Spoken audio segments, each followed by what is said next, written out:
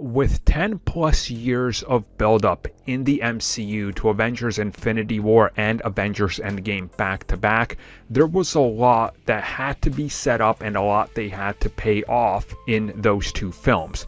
When it came to Avengers Endgame, there was a choice that was made very early on that the 6 original Avengers had to stay alive because we were saying goodbye to them, while also not giving too much screen time to the new characters who are going to carry the franchise going forward.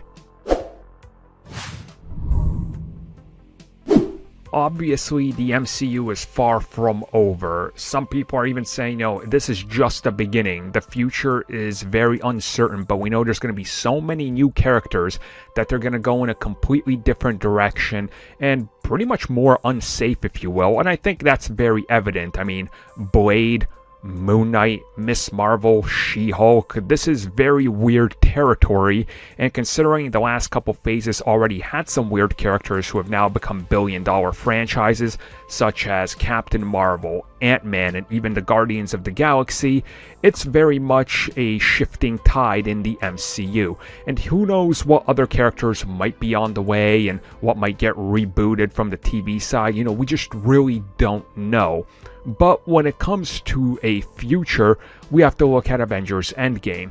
And recently, the writers and directors of that film were talking about that film specifically and why it played out the way they did, who got snapped going into that film and who was kept around. And they all said that the decision was made very early on that they wanted to keep the original Avengers, the core members, all alive for this film because it was about saying goodbye to them while they also say goodbye to each other.